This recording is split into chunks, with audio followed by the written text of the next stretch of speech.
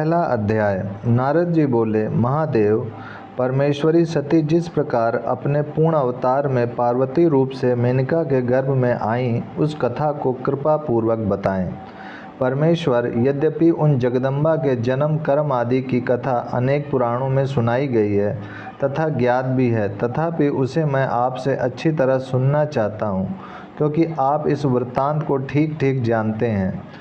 हे महादेव, इसलिए कृपा कर विस्तार पूर्वक वह कथा कहें। महादेव बोले, मुनि श्रेष्ठ गिरिराज और उनकी पत्नी मेना ने त्रैलोक्य माता सनातनी और ब्रह्म रूपा दुर्गा देवी की महान उग्र तपस्या करके उन्हें पुत्री रूप से पाने की प्रार्थना की थी। भगवान शिव ने भी सती के विरह से दुखी होकर उन्हें प्राप्त करने का अनुरोध किया था। अतः ब्रह्म रूपा जगदम्बिका स्वयं मेना के गर्भ में आईं। तदंतर देवी मेना ने शुभ दिन में कमल के समान मुख वाली सुंदर प्रभा वाली जगन माता भगवती को पुत्री रूप से जन्म दिया। मुनिवर, उस समय सर्वत्र पुष्प वृष्टि होने लगी। दसों दिशाओं में प्रकाश फैल गया और सुगंधित वायु बहने लगी। जब पर्वतराज ने सुना कि उनके यहाँ सुंदर कन्या ने जन्म लिया है, जो करोड़ों मध्यकालीन सूर्य के समान तेजस्विनी, 3 नेत्रों वाली, दिव्य स्वरूपा, बड़ी बड़ी आँखों वाली, 8 भुजाओं से युक्त और मस्तक पर अर्धचंद्र को धारण किए है, तो उन्होंने जान लिया कि सूक्ष्म परा प्रकृति ने ही अपनी लीला से उनके यहाँ अवतार ग्रहण किया है। उन्होंने हर्षित होकर ब्राह्मणों को प्रचुर धन, वस्त्र और हजारों दूधार गवें प्रदान की। तत्पश्चात वे बंधु बांधवों सहित शीघ्र ही कन्या को देखने पहुँचे। गिरिराज को आया जानकर मेना ने उनसे कहा, राजन, अपनी कमल नयनी पुत्री को देखिए, ये हम दोनों की तपस्या का फल है और सभी प्राणियों के कल्याण हेतु प्रकट हुई हैं। तब गिरिराज ने भी कन्या को देखकर उसे जगदम्बिका के रूप में जाना। भूमि पर सिर झुकाकर प्रणाम करते हुए हाथ जोड़कर भक्तिपूर्वक गदगद वाणी से वे देवी से कहने लगे। हिमालय उवाच। हिमालय बोले, माता विशालाक्षी, इस विलक्षण विचित्र रूप में आप कौन हैं? पुत्री, मैं आपको नहीं जान पा रहा हूँ, मुझे यथावत अपना वृत्तांत बताइए। श्रीदेवी बोली, परमेश्वर शिव की आश्रिता मुझे पराशक्ति समझो। मैं सारी सृष्टि का संचालन करती हूँ तथा शाश्वत ज्ञान और ऐश्वर्य की मूर्ति हूँ। मैं ही ब्रह्मा, विष्णु और महेश आदि की जन्मदात्री हूँ और सृष्टि स्थिति विनाश का विधान करने वाली मुक्तिदायिनी जगदम्बिका हूँ। मैं सबकी अंतरात्मा के रूप में स्थित हूँ और संसार समुद्र से उद्धार करने वाली हूँ। मुझे नित्यानंदमयी ब्रह्म रूपा नित्या महेश्वरी समझो। तात, तुम दोनों की तपस्या से संतुष्ट होकर मैंने अपनी लीला से तुम्हारी पुत्री बनकर तुम्हारे घर में जन्म लिया है। तुम बहुत भाग्यशाली हो। हिमालय बोले, माता, आपने नित्या होकर भी कृपा पूर्वक मेरे घर में पुत्री रूप से जन्म लिया है। यह मेरे अनेक जन्मों में किए हुए पुण्यों का ही फल है तथा इससे मैं अपना सौभाग्य मानता हूँ। मैंने आपका यह रूप देख लिया।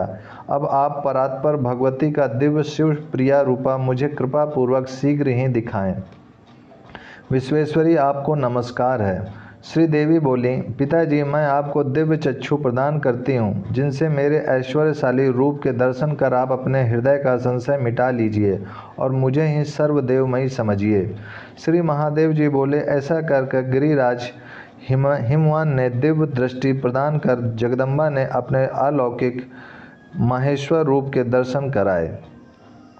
उनका वह ज्योतिर्मय रूप करोड़ों चंद्रमाओं की प्रभा से युक्त था। उनके मस्तक पर अर्ध चंद्र की सुंदर लेखा विराजमान थी। उनके हाथों में श्रेष्ठ त्रिशूल और मस्तक पर जटाएं सुशोभित हो रही थीं। हजारों कालाग्नि की आभा के समान उनका रूप भयानक और उग्र था। उनके 5 मुख और 3 नेत्र थे तथा उन्होंने सर्प का यज्ञोपवीत धारण कर रखा था।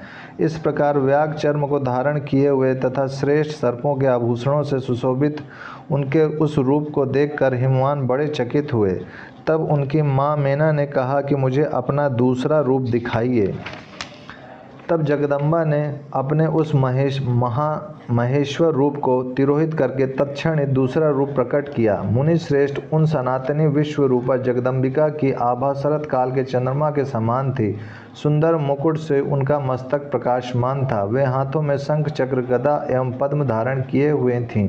उनके 3 सुंदर नेत्र थे। उन्होंने दिव्य वस्त्र, माला और गंधानुलेप धारण कर रखा था। वे योगींद्र वृंद से वंदनीय थीं। उनके चरण कमल अति सुंदर थे तथा अपने हाथ, पैर, आँख, मुख, सिर आदि दिव्य विग्रह से वे सभी दिशाओं को व्याप्त किए हुए थीं।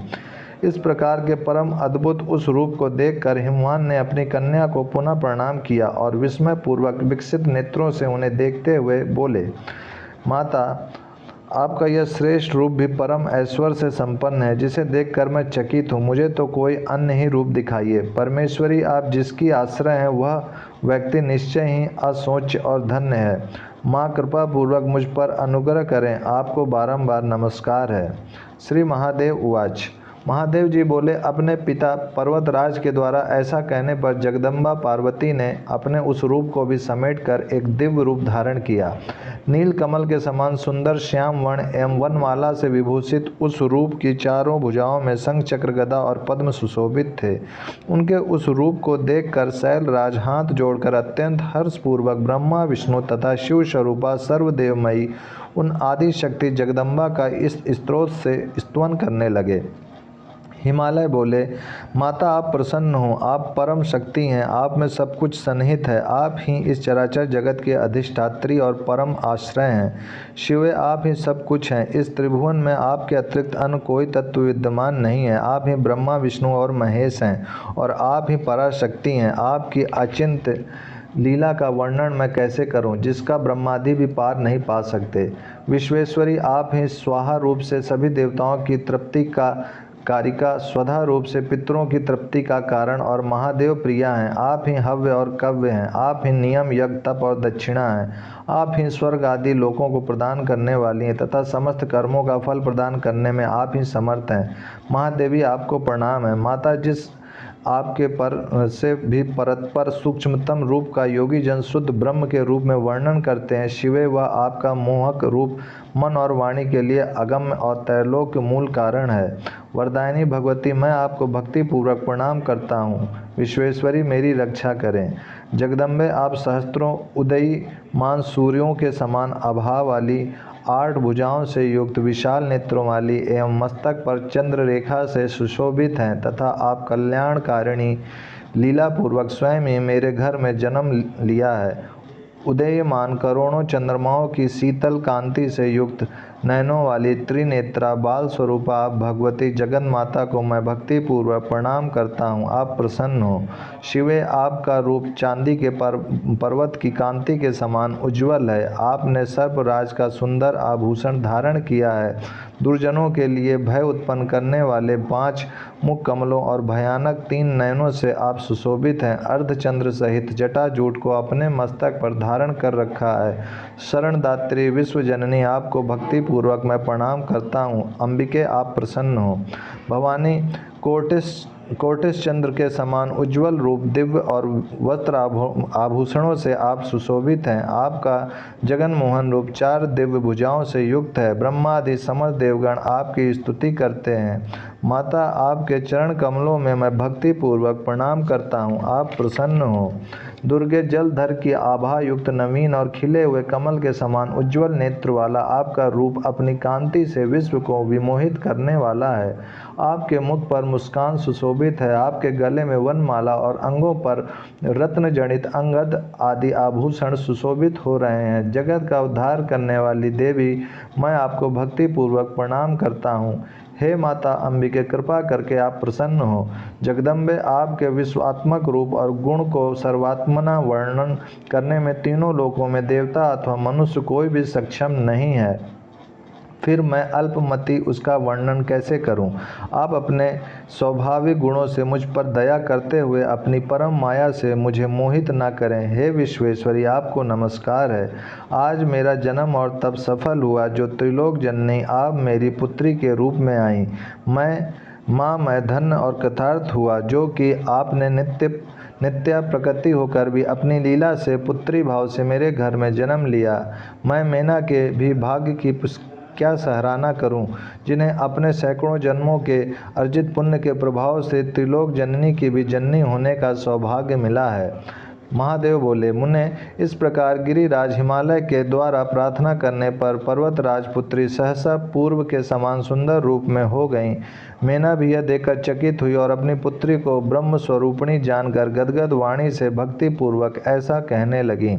मेनका बोली, माता जगदम्बिका, मैं ना तो आपकी स्तुति ही जानती हूँ एवं ना भक्ति ही, फिर भी आप अपने करुणामय स्वभाव के कारण मुझ पर कृपा करती रहें। आप ही संसार की सृष्टि करती हैं, आप ही सभी कर्मों का फल प्रदान करती हैं, आप ही सभी का आधार हैं और आप ही सभी को व्याप्त करके स्थित रहती हैं। माँ पार्वती बोली, माता, आपने और पिताजी ने उग्र तपस्या से मुझ परमेश्वरी को पुत्री रूप में पाने के लिए आराधना की थी। आप दोनों के उस तप का फल देने के लिए ही लीला पूर्वक मैंने नित्या प्रकृति होकर भी हिमालय के द्वारा आपके गर्भ से जन्म लिया है। श्री महादेव जी बोले, मुनि श्रेष्ठ, तब गिरिराज हिमालय ने उन देवी को बारंबार प्रणाम करके हाथ जोड़कर ब्रह्म विज्ञान, ब्रह्म विषयक अप्रोक्ष अनुभूति संबंधित ज्ञान की जिज्ञासा की। हिमालय बोले, माँ, आप बड़े भाग्य से मेरी पुत्री के रूप में आई हैं, यह आपकी लीला ही है, क्योंकि आप ब्रह्मादि देवगण और योगियों के लिए भी अगम्य और दुर्लभ हैं। महेश्वरी, मैं आपके चरण कमलों की शरण में हूँ। माँ, क्योंकि आप काल की भी काल हैं, इसलिए आपको लोग महाकाली कहते हैं। आप मुझे कृपा पूर्वक उस उत्तम ब्रह्म विद्या की शिक्षा दें, जिससे मैं इस अपार संसार सागर को सरलता पूर्वक पार कर जाऊँ। माँ पार्वती बोली, पिताजी महामते, सुनिए, मैं उस योग का सार बताती हूँ जिसके जानने मात्र से प्राणी ब्रह्म स्वरूप हो जाता है। सतगुरु से मेरे मंत्र को ग्रहण करके स्थिर चित्त हो साधक को शरीर, मन और वाणी से मेरा ही आश्रय ग्रहण करना चाहिए। मुमुक्षु को चाहिए कि वह मेरे में ही चित्त और प्राण को लगाए रखे, तत्परता पूर्वक मेरे नाम का जप करता रहे, मेरे गुण और लीला कथाओं के श्रवण में लगा रहे, वह मुझसे वार्तालाप करने वाला हो और मुझसे शाश्वत संबंध बनाए रखे तथा राजेंद्र व उत्तम साधक मेरी भक्ति में परायण होकर अपना चित्त मेरी पूजा के प्रति अनुरक्त रखे। उसे श्रुति तथा स्मृति में बताए गए अपने वर्ण आश्रम धर्म के अनुसार विधि विधान से मेरी पूजा और यज्ञ आदि संपन्न करने चाहिए।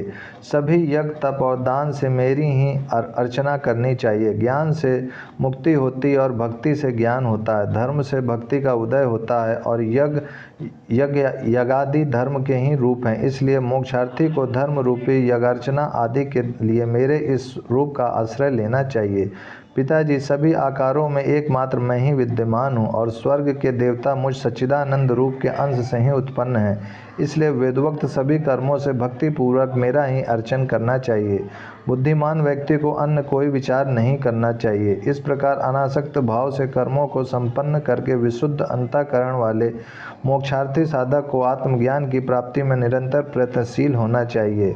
पुत्र मित्र आदि से संबंधों में अनासक्त होकर वेदांत आदि शास्त्रों के अभ्यास में दत्तचित्त रहना चाहिए। ऐसे साधक को काम क्रोध आदि विकारों का तथा सभी प्रकार की हिंसा का पूर्ण रूप से त्याग करना चाहिए। ऐसा करने से उसे निसंदेह पराविद्या का ज्ञान प्राप्त हो जाता है। महाराज, जब इस आत्मा की प्रत्यक्षानुभूति होती है उसी क्षण मुक्ति हो जाती है। यह निश्चित सत्य बात आपके लिए मैं बता रही हूँ, किंतु पिताजी, मेरी भक्ति से विमुख प्राणियों के लिए यह प्रत्यक्षानुभूति अत्यंत दुर्लभ है। इसीलिए मोक्ष साधकों को यत्नपूर्वक मेरी भक्ति में ही संलग्न रहना चाहिए। महाराज, आप भी मेरे बताए अनुसार करेंगे तो संसार के समस्त दुखों से कभी बाधित नहीं होंगे। पहला अध्याय संपूर्ण। दूसरा अध्याय। हिमालय बोले, माता, वह कैसी विद्या है जिससे मुक्ति प्राप्त होती है? महेश्वरी, आत्मा क्या है तथा उसका रूप स्वरूप क्या है, यह मुझे बताइए। माँ पार्वती बोली, तात महामते, सुनिए, संसार से मुक्ति दिलाने वाली जो विद्या है उसके स्वरूप का मैं संक्षेप में वर्णन कर रही हूँ। बुद्धि, प्राण, मन, देह, अहंकार और इंद्रियों से अलग शुद्ध और अद्वितीय चित्त स्वरूप आत्मा मैं ही हूँ, ऐसा पूर्णता निश्चित है। जिस ज्ञान के द्वारा आत्म स्वरूप का सम्यक अवबोध होता है वही विद्या है, और उसी विद्या को ध्यान भी कहा जाता है। आत्मा निर्विकार, विशुद्ध तथा जन्म मरण आदि से रहित है। वह आत्मा बुद्धि आदि उपाधियों से रहित चिदानंद स्वरूप, आनंदमय, परम प्रभा युक्त, पूर्ण तथा सत्य ज्ञान आदि लक्षणों वाला है। वही एकमात्र अद्वितीय सर्वश्रेष्ठ आत्मा अपने प्रकाश से सभी प्राणियों के सूक्ष्म देह आदि को प्रकाशित करते हुए सम्यक रूप से सबके भीतर विराजमान है। गिरिराज, इस प्रकार मैंने आपसे आत्मा के स्वरूप का वर्णन कर दिया। मनुष्य को एकाग्रचित्त होकर इस प्रकार के लक्षण वाले आत्मा का नित्य चिंतन करना चाहिए। देह आदि अनात्मा पदार्थों में आत्मबुद्धि का परित्याग कर देना चाहिए, क्योंकि वैसी बुद्धि राग द्वेष आदि दोषों का मूल कारण है। राग द्वेष आदि दोषों से दोष युक्त कर्म ही संभव है। उनसे प्राणी जन्म मरण की प्रक्रिया से निरंतर बंधा रहता है। अतः शरीर आदि अनात्म पदार्थों में उस आत्मबुद्धि का परित्याग कर देना चाहिए। हिमालय बोले, हे माता शिवे, राग द्वेष आदि से पापात्मक अशुभ अदृष्ट पैदा होता है, उसका परित्याग लोग किस प्रकार करें, इसे आप कृपा करके मुझे बताइए।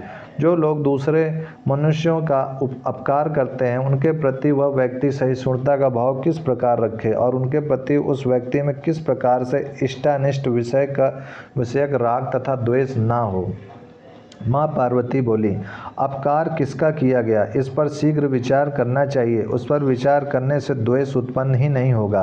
5 महाभूतों से मिलकर यह देह बना हुआ है, जिससे यह जीव स्वयं भिन्न है। यह शरीर या तो अग्नि के द्वारा जला दिया जाता है या शिवा सियार आदि के द्वारा भक्षित कर लिया जाता है, किंतु आत्मा नहीं। जो इस प्रकार का ज्ञान रखता है उसका भला कौन सा अपकार हो सकता है। अपने आप में पूर्ण तथा सच्चिदानंद स्वरूप वाला यह विशुद्ध आत्मा न उत्पन्न होता है, न मरता है, न सुख दुख आदि द्वंद्वों में लिप्त ही होता है, और न तो कष्ट ही भोगता है। अतः शरीर के काटे जाने पर भी इस आत्मा का कोई अपकार नहीं होता। गिरिराज, जैसे घर के अंदर अवस्थित आकाश पर घर के जलने का कोई प्रभाव नहीं होता, उसी प्रकार शरीर के अंदर अवस्थित आत्मा पर शरीर के छेदन आदि का कोई प्रभाव नहीं होता। जो मारने में इस आत्मा को मारने वाला समझता है और जो शरीर के मारे जाने पर आत्मा को मारा गया समझता है, ऐसा सोचने वाले वे दोनों ही लोग भ्रमचित्त वाले हैं, क्योंकि यह आत्मा ना तो मारता है और ना मारा ही जा सकता है। अपने स्वरूप को इस प्रकार जानकर और द्वेष छोड़कर मनुष्य सुखी हो जाए। द्वेष मन के संताप का मूल है। द्वेष सांसारिक संबंधों को भंग करने वाला है और द्वेष मोक्ष प्राप्ति में विघ्न उत्पन्न करने वाला है। अतः प्रयत्न पूर्वक उसका परित्याग कर देना चाहिए। हिमालय बोले, देवी, यदि देह तथा परमात्म स्वरूप का जीव का इस लोक में अपकार नहीं होता और ये दोनों दुख के भागी नहीं होते, तो फिर जिस दुख का साक्षात अनुभव होता है वह किसे होता है। महेश्वरी, इस शरीर में दुख भोगने वाला दूसरा कौन है। यदि मुझ पर आपकी कृपा है तो आप मुझे इस विषय को यथार्थ रूप से बताइए। माँ पार्वती बोली, ना तो इस देह को और ना तो इस परमात्म स्वरूप आत्मा को ही दुख होता है, फिर भी यह निर्लेप विशुद्ध आत्मा मेरी माया से मोहित होकर स्वयं मैं सुखी हूँ, मैं दुखी हूँ ऐसा मान लेता है। वह माया अनादि अविद्या स्वरूपिणी तथा जगत को मोहित करने वाली है। पिताजी, वह आत्म तत्व उत्पन्न होते ही उस माया से आबद्ध हो जाता है और उसी से वह राग द्वेष आदि विकारों से व्याप्त होकर संसारी हो जाता है। महामते, यह आत्मा अपने लिंग रूप मन, जिसमें वासना निहित रहती है, को धारण करके लाचार सा बना हुआ इस संसार में व्यवहार करता है। रक्तवर्ण के पुष्प के समीप स्थित शुद्ध स्फटिक उसके सानिध्य के कारण उसी के रंग से युक्त लाल प्रतीत होता है, जबकि वास्तव में उसमें रंग विद्यमान नहीं रहता है। बुद्धि इंद्रियां आदि के सानिध्य के कारण आत्मा की भी वही गति होती है। मन, बुद्धि तथा अहंकार जीव के सहयोगी हैं, तात अपने अपने कर्मों के अधीन होकर वे ही कर्म फल का भोग करते हैं। वे सभी समस्त विषयात्मक सुखों तथा दुखों का भोग करते हैं। आत्मा भोग नहीं करता, क्योंकि यह आत्मा प्रभुता संपन्न, विकार रहित तथा निर्लिप्त है। सृष्टि के समय यह जीव पूर्व जन्म की वासनाओं से युक्त अंतःकरण के साथ उत्पन्न होता है और इस प्रकार यह जीव प्रलय पर्यंत सृष्टि में निवास करता है। इसलिए महाराज विद्वान पुरुष को चाहिए कि ज्ञान विचार के द्वारा इच्छित तथा अनिच्छित पदार्थों की प्राप्ति में मोह का परित्याग कर सुखी हो जाए। देह मन के संताप का मूल है और यह देह संसार का कारण भी है। यह देह कर्म से उत्पन्न होता है और वह कर्म पाप तथा पुण्य भेद से दो प्रकार का होता है। राजेंद्र, उन्हीं पाप पुण्य के अंश के अनुसार जीव को सुख तथा दुख प्राप्त होते हैं। दिन एवं रात की भांति इन सुख और दुख का उल्लंघन नहीं किया जा सकता। स्वर्ग आदि की प्राप्ति की कामना करने वाला विधान पूर्वक पुण्य कर्म करके स्वर्ग प्राप्त करने के बाद भी शीघ्र ही कर्म से प्रेरित होकर पुनः मृत्यु लोक में गिरता है। अतएव विद्वान को आसक्ति का त्याग करते हुए विद्याभ्यास में तत्पर रहकर तथा सत्संग करके परम सुख की अभिलाषा रखनी चाहिए। दूसरा अध्याय संपूर्ण। तीसरा अध्याय। हिमालय बोले, हे शिवे, यह पंचभूतात्मक देह ही दुख का कारण है, क्योंकि उससे विलग जीव दुखों से प्रभावित नहीं होता है। माता महेश्वरी, जिस देह को प्राप्त कर यह जीव पुण्य कार्य करके स्वर्ग प्राप्त करता है, वह यह देह किस प्रकार उत्पन्न होता है और यह जीव पुण्य के क्षीण होने पर पुनः पृथ्वी पर किस प्रकार उत्पन्न होता है। यदि आप मुझ पर कृपा रखती हैं तो उन बातों को शीघ्र ही विस्तार पूर्वक मुझसे बताइए। माँ पार्वती बोली, पृथ्वी, जल, अग्नि, वायु और आकाश, इन्हीं पंच महाभूतों से यह देह निर्मित है। इसीलिए यह पंचभौतिक कहा गया है। उन पांचों में पृथ्वी तत्व तो प्रधान है और शेष चार की उसके साथ सहभागिता मात्र है।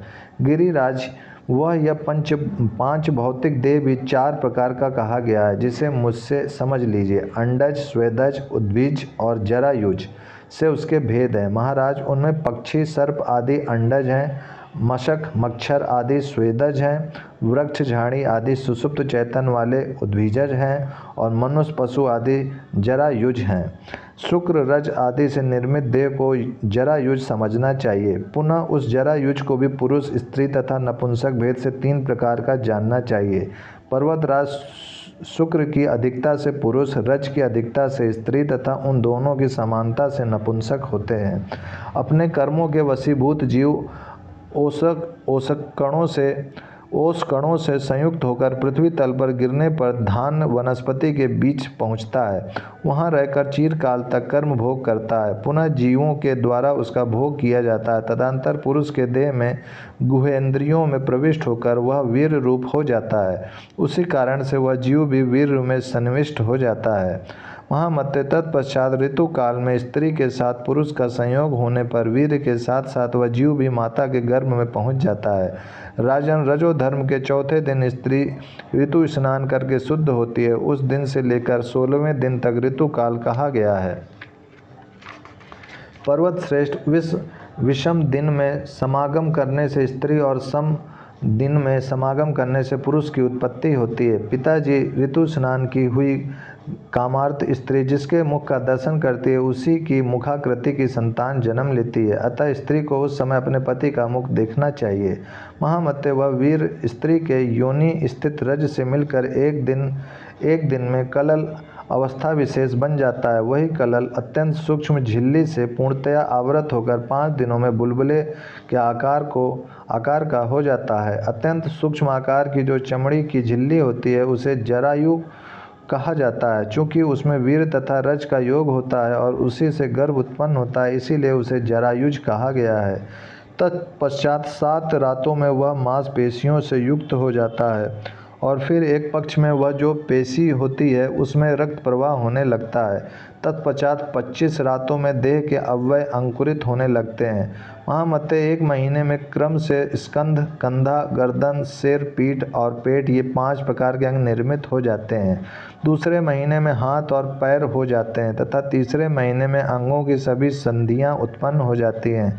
पुनः चौथे महीने में सभी अंगुलियां बन जाती हैं और उसी महीने में उसके भीतर जीव की अभिव्यक्ति हो जाती है। तब माता के उदर में स्थित गर्भ चलने भी लग जाता है। 5वें महीने में कान, नेत्र और नाक का निर्माण होता है एवं उसी महीने में मुख, कमर, गुदा, शीशन, लिंग आदि गुह अंग और कानों में दोनों छिद्र भी बन जाते हैं। उसी तरह 6ठे महीने में मनुष्यों की नाभि बन जाती है और 7वें महीने में केश, रोम आदि उग आते हैं। 8वें महीने में गर्भ में सभी अवयव स्पष्ट रूप से अलग अलग बन जाते हैं। इस प्रकार पिताजी जन्म के पश्चात उगने वाले दाढ़ी, मूछ और दांत आदि को छोड़कर सभी अंग क्रम से निर्मित हो जाते हैं। 9वें महीने में जीव में पूर्ण रूप से चेतना शक्ति आ जाती है। वह उदर में स्थित रहकर माता के द्वारा ग्रहण किए गए भोजन के अनुसार वृद्धि को प्राप्त होता रहता है। वहाँ पर अपने जन्मांतर के कर्मों के अनुसार घोर यातना प्राप्त करके वह जीव खिन्न हो उठता है और पूर्व जन्म में अपने शरीर से किए गए कर्मों को याद कर अत्यंत दुखित हो जाता है। माता के गर्भ में इस प्रकार का कष्ट प्राप्त करके भी जीव बार बार पृथ्वी पर जन्म लेता रहता है। गर्भ अवस्था में वह जीव मन में यह सब सोचकर स्वयं से यह बात कहता है, मैंने अनन्याय पूर्वक धन कमाया और उससे अपने कुटुंब का भरण पोषण किया, किंतु दुर्गति का नाश करने वाली भगवती दुर्गा की आराधना नहीं की। अब यदि गर्भ के दुख से मुझे छुटकारा मिल जाए तो मैं पुनः महेश्वरी दुर्गा को छोड़कर विषयों का सेवन नहीं करूँगा और सर्वदा समाहित चित्त होकर भक्ति पूर्वक उन्हीं की पूजा करूँगा। पुत्र, स्त्री आदि के मोह के वशीभूत होकर तथा संसारिकता में अपने मन को आसक्त करके मैंने व्यर्थ में ही अनेक बार अपना अहित कर डाला। इस समय उसी के परिणाम स्वरूप मैं यह असहनीय गर्भ दुख भोग रहा हूँ। अब मैं पुनः सांसारिक विषयों का सेवन नहीं करूँगा। इस प्रकार अपने कर्म अनुसार अनेक प्रकार से दुखों का अनुभव करके वह जीव अपने अंगों में मेदा तथा रक्त लपेटे हुए और झिल्ली से आवृत होकर प्रसव वायु के वशीभूत योनि के अस्थि यंत्र से पिसा जाता हुआ उसी प्रकार योनि मार्ग से बाहर निकलता है, जैसे पातकी जीव नर्क से निकलता है। तदंतर वह जीव मेरी माया से मोहित होकर उन दुखों को भूल जाता है और कुछ भी न कर सकने की स्थिति को प्राप्त होकर मांस पिंड की भांति स्थित रहता है। जब तक कफ आदि से उसकी सुषुम्ना नाड़ी अवरुद्ध रहती है तब तक वह स्पष्ट वाणी बोलने में तथा चल फिर सकने में समर्थ नहीं होता है। और दैव योग से जब वह कुत्ते, बिल्ली और आदि दाढ़ युक्त जंतुओं से पीड़ित होता है तब स्वजनों द्वारा उसकी सम्यक रक्षा की जाती है। बाद में वह स्वेच्छा या कुछ बोलने लगता है और दूर दूर तक चलने भी लगता है। पिताजी, इसके बाद कुछ काल बीतने पर यौवन के उन्माद में आकर वह काम, क्रोध आदि से युक्त होकर पाप तथा पुण्य कर्म करने लगता है। जिस देह के भोग के लिए जीव सारे कर्म करता है वह देह पुरुष जीवात्मा से भिन्न है, क्योंकि जीवात्मा का भोगों से क्या संबंध। प्रति क्षण आयु का क्षरण हो रहा है और वह हिलते हुए पत्ते पर स्थित जलकण की भांति क्षणभंगुर है। महाराज, विषय वासना संबंधित सभी सुख अब स्वप्न के समान प्रतीति मात्र हैं, फिर भी जीव के अभिमान में कोई कमी नहीं होती है। मेरी माया से मोहित हुआ जीव यह सब नहीं देखता। वह भोगों को शाश्वत समझकर केवल उन्हें ही देखता है और भूधर आयु के पूरा हो जाने पर काल जीव को अकस्मात उसी भांति ग्रस लेता है, जैसे सर्प अपने पास आए हुए मेढक को क्षण भर में ग्रस लेता है। महान कष्ट की बात यह है कि यह भी जन्म व्यर्थ बीत गया और इसी प्रकार दूसरा जन्म भी व्यर्थ ही चला जाता है। विषय भोगों का सेवन करने वालों का उद्धार होता ही नहीं। अतः आत्म तत्व का विचार करके वासनात्मक सुख का परित्याग कर शाश्वत ऐश्वर्य की प्राप्ति की कामना करते हुए मेरी उपासना में तत्पर रहना चाहिए, तभी ब्रह्म से स्थिर संबंध बनता है। अपनी आत्मा को देह आदि से पृथक निश्चित करके मिथ्या ज्ञान जनित देह आदि की ममता का परित्याग कर देना चाहिए। पिताजी, यदि आप सांसारिक दुखों से छुटकारा चाहते हैं तो एकाग्रचित होकर भक्ति पूर्वक मुझ ब्रह्म रूपिणी की भगवती की आराधना कीजिए। हिमालय बोले। तीसरा अध्याय संपूर्ण। चौथा अध्याय। हिमालय बोले, देवी, यदि आपका आश्रय ग्रहण न करने वाली मुक्ति है ही नहीं तो कृपा करके मुझे यह बताइए कि मनुष्य किस प्रकार आपकी शरण प्राप्त करे। माता, देह बंधन से छुटकारे के लिए मोक्ष की इच्छा रखने वालों को आपके किस स्वरूप का ध्यान करना चाहिए और आपकी कैसी परम भक्ति करनी चाहिए। माँ पार्वती बोली, हजारों मनुष्यों में कोई कोई सिद्धि के लिए प्रयास करता है और सिद्धि के लिए तत्पर उन हजारों लोगों में कोई कोई ही मुझे वस्तुतः जान पाता है। तात मुमुक्षुओं को देह बंधन से मुक्ति के लिए मेरे निष्कल सूक्ष्म वाणी से परे अत्यंत निर्मल निर्गुण परम ज्योतिष स्वरूप, सर्वव्यापक, एकमात्र कारण रूप, विकल्प रहित, आश्रयहीन और सच्चिदानंद विग्रह वाले स्वरूप का ध्यान करना चाहिए। तात मैं बुद्धिमानों की सद्बुद्धि हूँ। पर्वतराज मैं ही पृथ्वी में पवित्र गंध के रूप में विद्यमान हूँ। मैं ही जल में रस के रूप में व्याप्त हूँ। चंद्रमा की प्रभा मैं ही हूँ। मैं ही तपस्वियों की तपस्या हूँ। सूर्य का तेज मैं ही हूँ और बलवान प्राणियों का काम, राग आदि से रहित बल भी मैं ही हूँ। राजेंद्र मैं समस्त कर्मों में पुण्यात्मक कर्म हूँ। छंदों में गायत्री नामक छंद हूँ। बीज मंत्रों में प्रणव ओंकार हूँ और सभी प्राणियों में धर्म अनुकूल काम हूँ। भूधर इस प्रकार और भी जो सात्विक, राजस तथा तामस भाव हैं वे मुझसे ही उत्पन्न हुए हैं, मेरे अधीन हैं और मुझ में विद्यमान है। पर्वत श्रेष्ठ मैं उनके अधीन कदापि नहीं हूँ। महाराज माया से मोहित हुए लोग मेरे इस सर्वव्यापी अद्वैत परम तथा निर्विकार रूप को नहीं जान पाते हैं, किंतु जो लोग भक्तिपूर्वक मेरी उपासना करते हैं वे इस माया को पार कर जाते हैं। ऋक आदि ऋतुओं में भी मेरे परम ऐश्वर्य को नहीं जानती है। पिताजी, नग श्रेष्ठ सृष्टि के लिए मैंने ही अपने रूप को स्त्री तथा पुरुष भेद से दो भागों में विभक्त किया। शिव ही प्रधान पुरुष हैं और शिवा ही परम शक्ति हैं। महाराज, तत्वदर्शी योगी जन मुझे ही शिव शक्ति से युक्त ब्रह्म एवं परात्पर तत्व कहते हैं। मैं ब्रह्म रूप से इस चराचर जगत की सृष्टि करती हूँ। परम पुरुष विष्णु होकर इस संपूर्ण विश्व का पालन करती हूँ और अंत में अपनी इच्छा से दुराचारियों के समन के उद्देश्य से महारुद्र रूप से संहार करती हूँ। इस तरह महामत्ते मैं राम आदि रूपों से पृथ्वी पर बार बार अवतार लेकर दानवों का वध करके पुनः पुनः जगत का पालन करती हूँ। तात मेरा शक्तियात्मक रूप ही प्रधान है, क्योंकि अपने स्वरूप में स्थित रहता हुआ पुरुष उसके बिना कुछ भी करने में समर्थ नहीं है। राजेंद्र, मेरे इन काली आदि रूपों को स्थूल रूप जानो। निष्पाप अपने सूक्ष्म रूप के विषय में मैं आपसे पहले ही बता चुकी हूँ।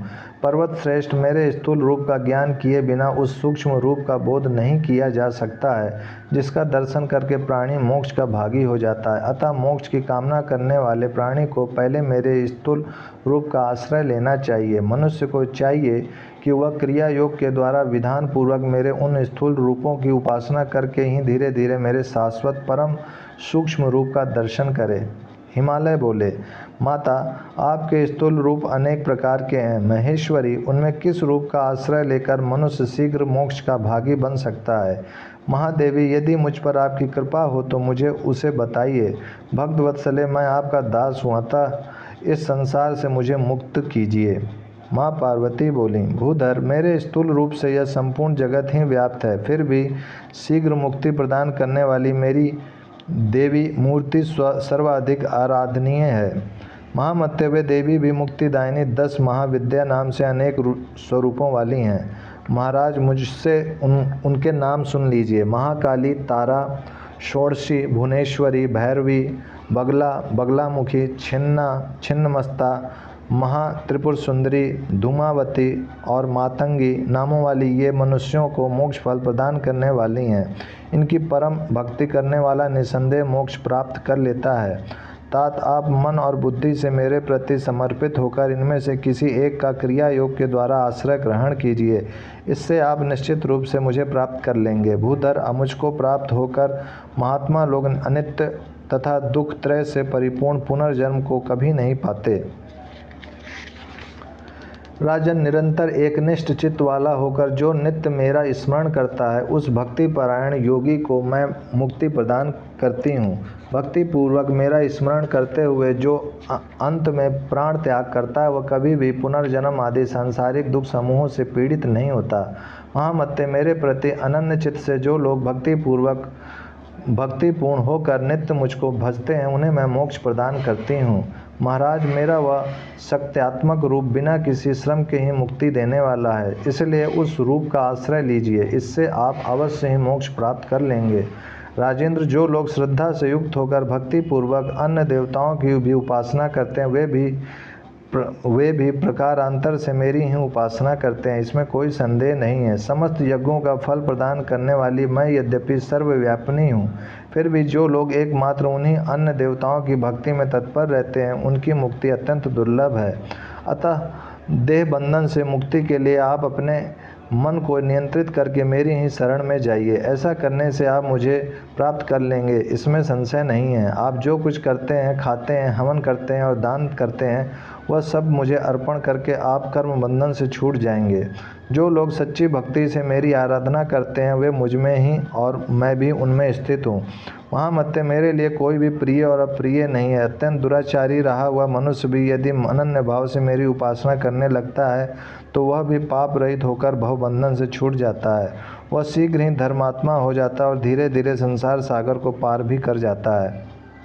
पर्वतराज, मुझ में भक्ति रखने वाले प्राणियों के लिए मुक्ति सुलभ हो जाती है। अतः महामते, आप पराभक्ति से युक्त होकर मेरी आराधना कीजिए। मैं आपको जन्म मरण रूपी समुद्र से निश्चित रूप से पार कर दूंगी। आप मुझ में अनुरक्त मन वाले होइए, मेरे उपासक बनिए, मुझे नमस्कार कीजिए और मेरे परायण होइए। ऐसा करने से आप मुझे ही प्राप्त होंगे और सांसारिक कष्ट आपको कभी पीड़ित नहीं कर सकेंगे। चौथा अध्याय संपूर्ण। पाँचवां अध्याय।